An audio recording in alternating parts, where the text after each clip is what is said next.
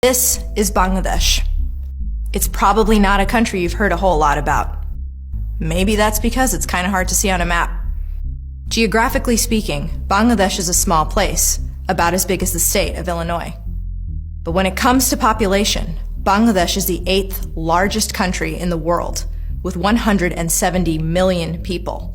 That's 25 million more people than all of Russia. Bangladesh's capital, Dhaka, is the 9th largest city on Earth, more populated than New York. But a few decades ago, Bangladesh wasn't officially called Bangladesh. It was actually a wing of another country, Pakistan, and it was called East Pakistan. And there's a really terrible story about how it got there. A subcontinent larger than the whole of Europe becomes two self-governing dominions within the British Commonwealth of Nations. In 1947, as British India was becoming independent, the British government announced the subcontinent would be split in two. In the center, there would be a Hindu-majority country called India, and outside it, with wings on the east and west, there would be a Muslim-majority country called Pakistan. East Pakistan was populated mostly by Bengalis, people from this big region here, which had been split between east and west in the partition.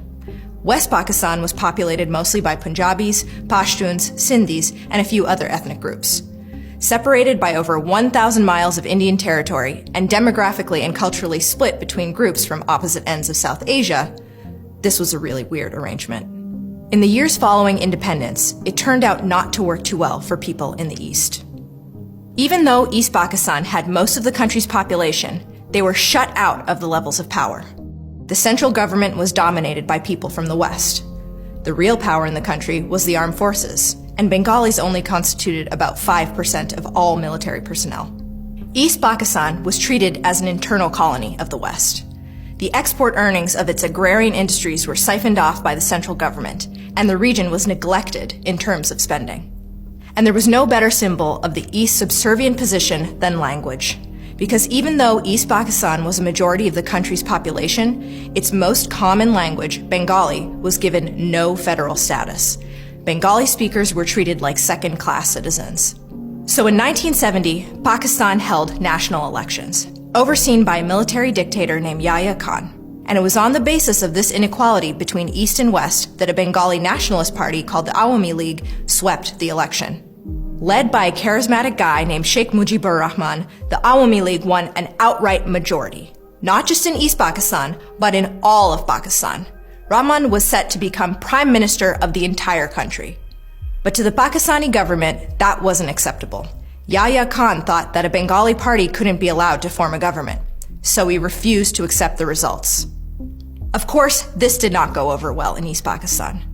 The bitterness of poverty and resentment in East Pakistan erupted today in a kind of civil war. Sheikh Mujibur Rahman, the leader of East Pakistan, declared the region an independent republic, which he said will be called Bangladesh.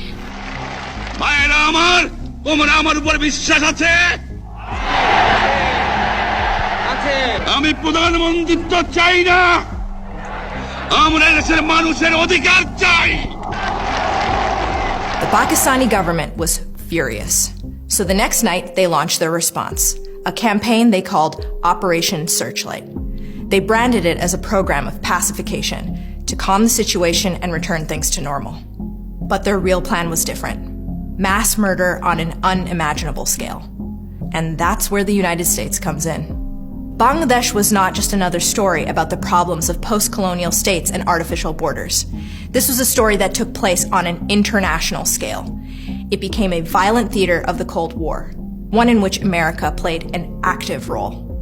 Yahya Khan was a close ally of America's president, Richard Nixon. Nixon and his Secretary of State, Henry Kissinger, loved that type of right-wing military dictator. Nixon even called Khan, quote, a good friend. So in the 1960s and 70s, the Pakistani regime became one of the largest recipients of American military aid in the entire world. Most of the planes, guns, bullets, and bombs that Pakistan was now flying into Bangladesh had been generously supplied to it by the United States. And with those American weapons, Pakistan unleashed a campaign of absolute terror, today recognized as one of the most ruthless genocides of the entire 20th century. Now West Pakistan, which also has most of the army, is trying to crush the revolt. There are reports of many casualties in Dhaka and other East Pakistan cities. When they arrived in Bangladesh, Pakistan soldiers put the city under strict martial law. Rahman was arrested, and any Bengali thought to support him was murdered. Yahya Khan personally gave the orders. "Kill 3 million of them," he said, "and the rest will eat out of our hands." Dhaka became a particularly gruesome sight. Huge sections of the city were bombed. Pakistani soldiers set older parts of the city on fire with flamethrowers or bulldozed entire blocks flat. At the university, soldiers massacred students and teachers. Within a few weeks, about 75% of the population of Dhaka had fled. But the Pakistani military didn't just stop there. The Pakistani army and its collaborators went into the villages. People say the soldiers went wild, that they chose people at random, women, men, babies, shot and ran them through with bayonets. All the women, the people say, were raped before they were killed, and their husbands and children were made to watch their mother's degradation. The numbers are staggering. At least 300,000 Bangladeshis were murdered, and perhaps as many as 1 or 2 million. Between 200,000 and 400,000 Bangladeshi women and girls were raped. About 10 million people fled into India in just a few weeks, one of the largest and most sudden movements of refugees in human history. A World Bank mission found that in every district, there were villages which have simply ceased to exist. One American official called it the most incredible, calculated thing since the days of the Nazis in Poland. A senior American diplomat named Archer Blood wrote message after message to the White House and the State Department, alerting them to the genocide and asking them to stop protecting the Pakistanis. "Our government," he wrote, "has evidenced what many will consider moral bankruptcy." But Nixon and Kissinger didn't care. "That consul in Dhaka," Kissinger said, "doesn't have the strongest nerves." Archer Blood's telegram got thrown in the trash. So as Pakistan was destroying Bangladesh with American weapons, Nixon and Kissinger knew exactly what was going on. And they weren't angry. If anything, they were impressed.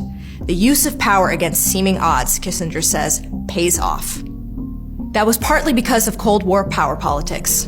After all, Pakistan was an anti-communist partner and Pakistan's neighboring rival, India, seen as a Soviet ally.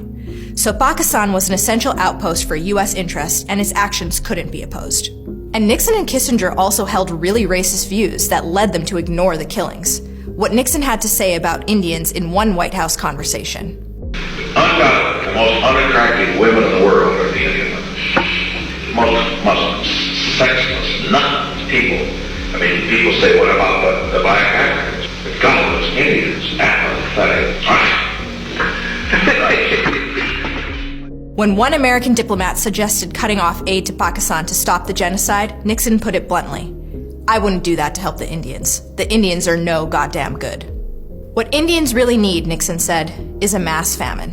Kissinger agreed. He added, "They are a scavenging people." So Nixon and Kissinger stepped up aid to Pakistan. They illegally transferred more American weapons into the hands of Pakistan through American allies like Jordan, Iran, and Turkey. The United States even made an implicit threat toward India not to intervene by moving a nuclear aircraft carrier into the Bay of Bengal on the coast of Bangladesh. And as America assisted the genocide, the situation escalated. With so many Bengali refugees flooding across the border, India had to intervene. The Indian government gave its support to pro-independence Bangladeshi rebels fighting the Pakistani army. Pakistan responded by launching an attack on the Indian Air Force, and the situation turned into an all-out war. But with Indian intervention, that war ended in just 2 weeks. Pakistan surrendered and Bangladesh became an independent country. Yahya Khan resigned in disgrace. Rahman was freed and became the first president of the independent nation of Bangladesh. The memory of what happened there may already be growing dim in many of us, but what did happen there will never be forgotten by the people of Bangladesh, especially the women. But in Pakistan, there was never any trial of the war criminals. People who had carried out the genocide got away with it. The generals and politicians who had planned it remained dominant in national life. Even in Bangladesh, many people who had collaborated in the genocide continued to be prominent in public life, becoming businessmen and politicians. And two of the biggest collaborators in the genocide, Henry Kissinger and Richard Nixon, were never tried or held responsible for their role in Bangladesh. They had knowingly facilitated a genocide, had joked about it, had spoken positively of its leaders, and they got away with it.